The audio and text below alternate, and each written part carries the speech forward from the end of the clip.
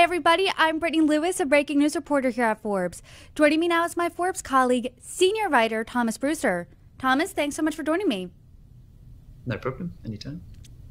There was a really chaotic scene in the Middle East on Tuesday. Hundreds of pagers used by members of Hezbollah exploded across Lebanon in the afternoon, leaving at least 9 dead and over 2,700 wounded. What do we know about the attack so far?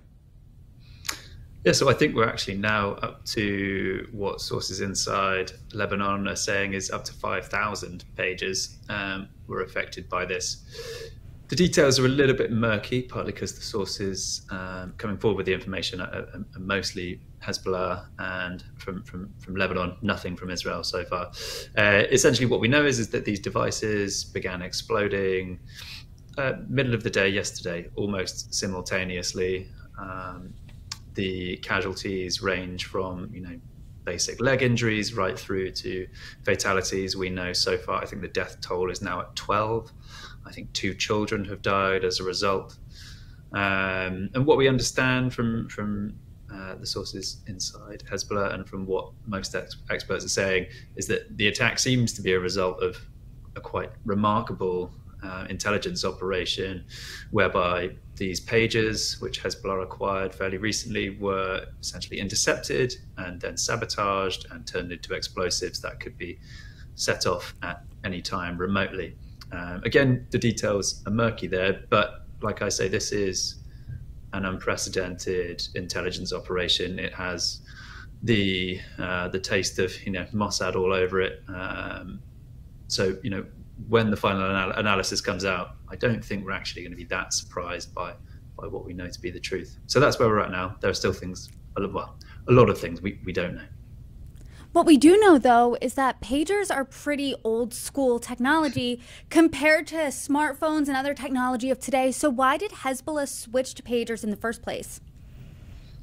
Sure. Well, the vague understanding we have, or at least the theories we're going with at the minute, is that Israel has some of the most talented hackers in the entire world. Ex-IDF, Mossad, its other intelligence agencies have a reputation as, a very aggressive, very talented cyber offensive operation. So Hezbollah earlier this year essentially started warning, don't use your phone, don't carry around electronics with you that can be tracked very easily. And smartphones, Israel has proved over and over again, it's very, very capable of tracking. So it appears that Hezbollah decided, okay, we're going to go old school. We're going to get in these pages for our communications because, they're not as connected to the internet. They won't have the same software vulnerabilities that can be exploited remotely. So, hey, surely by being almost dumb devices beyond, pinging one another, they're not going to be hacked. They're not going to be infiltrated.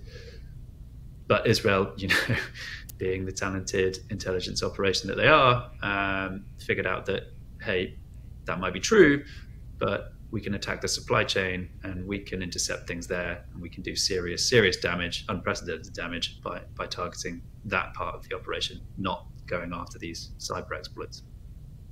After this intel operation yesterday, you posed this question for Forbes. Did Israel hack Hezbollah pagers to make them explode? And you spoke with ex-intelligence analysts from the NSA and IDF. What did they have to say about this event?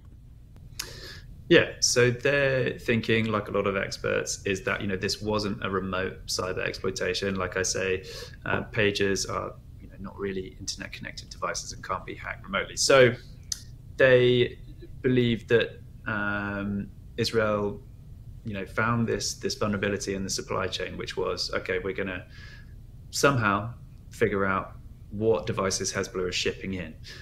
So again, like I say, Israel being this amazing intelligence shop, they figured out where the supply chain's going, intercepted the devices, got hold of them, opened them up, packaged them with explosives. Then they would have to tinker with probably the chip, some of the software on those devices so that they could essentially, send a message to all of these pages at once and make them explode. And, you would think that, that sounds complex, but the actual technical side of that is not complex. It's actually pretty straightforward.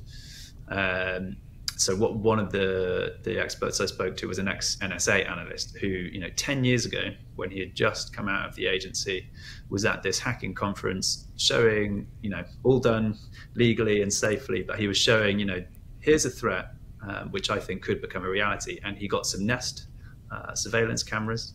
He showed how you could unpackage them and package them up so they looked like they hadn't been tampered with.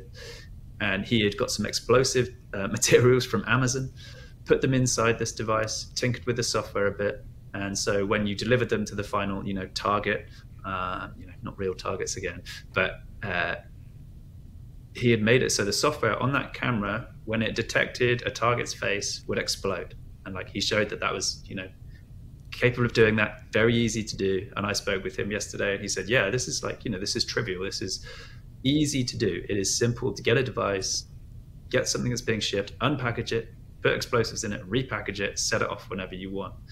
And I think that's we shouldn't be concerned about people's pages suddenly exploding anywhere. Most people aren't going to be the target of an Israeli intelligence operation.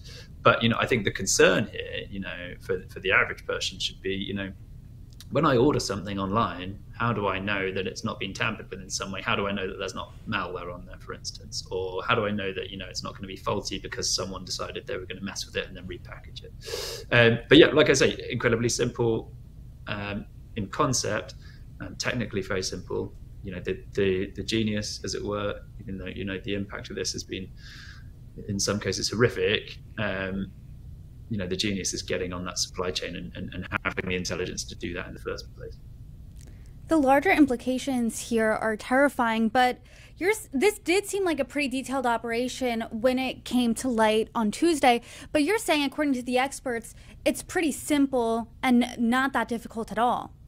You kind of just have to imagine, if you worked, at the post office, or if you worked somewhere where you had access to a bunch of packages going through, an Amazon distribution center, for instance, if you have the capability to unpack something and repackage it to make it look like, it hasn't been tampered with, which is definitely doable, then the actual physical process of, putting these explosives inside a device, writing the code that you need, which may even be freely available somewhere on the internet, or something that you can adapt, put that on the chip. Not hard to do it, not hard to write that stuff at all.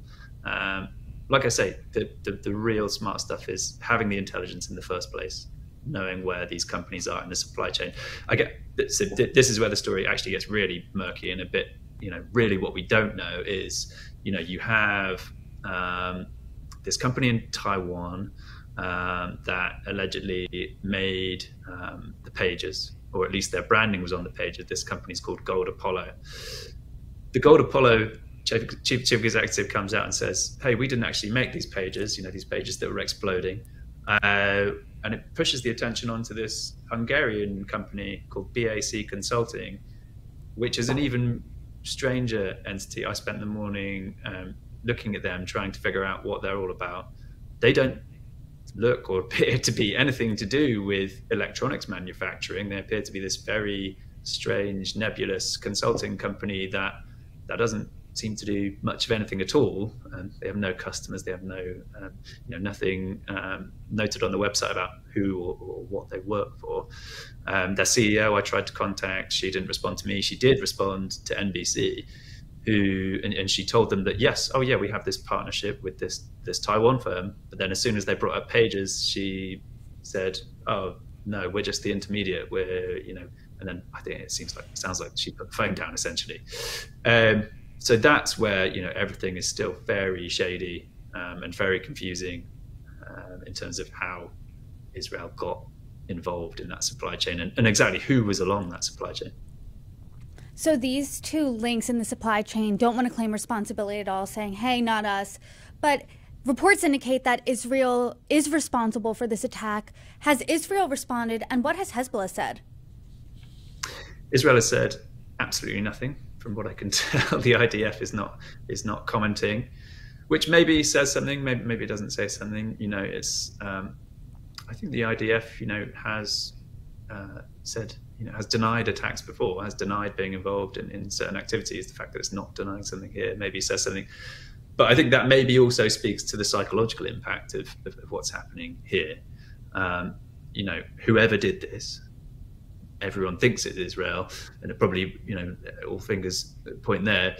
The very fact that they appear to have done this, they've set bombs off in people's pockets, is, psychologically, that's going to be terrifying for Hezbollah. Hezbollah has come back and said there will be repercussions, there will be serious repercussions. And that's not a surprise given the nature of this attack, the breadth of it, the fact that 2 children have now been killed. We'll wait and see what that repercussion looks like. The videos coming out of Lebanon on Tuesday were really gruesome. You saw a grocery store, someone's device exploding in their pocket. You saw fingers blown off, other different really grave injuries. And you said at the top of this conversation, this is unprecedented. But has Israel ever been involved in another cyber attack like this before? Well, yeah, it's a tricky one because I wouldn't call this a classic cyber attack, right? It's a kind of it's a piece of sabotage that definitely has a cyber element if they had to alter the code on those devices at all. So maybe cyber sabotage, something like that. Israel itself hasn't ever been subjected to anything remotely like this, and obviously I don't think it's ever done anything at this breadth and being this targeted at all. It has, of course, like I said at the top, it's has this very prestigious reputation as a very talented intelligence outfit, and they've got Unit 8200, which is well known as the kind of NSA equivalent. They've got Mossad.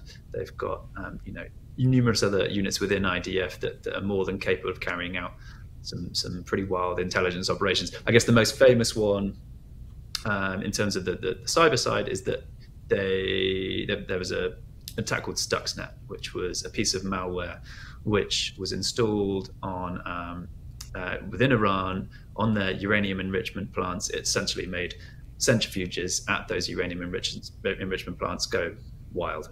They started spinning around like crazy and broke. And that set back, they tried to set back Iran's nuclear development by some way. That's probably the closest we've seen to Israel doing something with real kind of destructive capability when it comes to cyber. Saying that though, these attacks are getting more and more likely. The more and more you connect things to the internet, the more and more you rely on supply chains from around the world that can be intercepted and the things can be tampered with at a digital level. Don't be surprised if something like this happens again fairly soon. But like I say, 100% unprecedented. When I saw it come out yesterday, I couldn't believe what I was seeing. Initially, I thought it was fake news, but it turns out not. Well, as we know, definitely the situation is developing. More details should be emerging, and as they do, I hope you come back on and break them down for us. Thomas Brewster, I appreciate you coming on. I appreciate your reporting. Thank you so much for joining me. Thanks so much.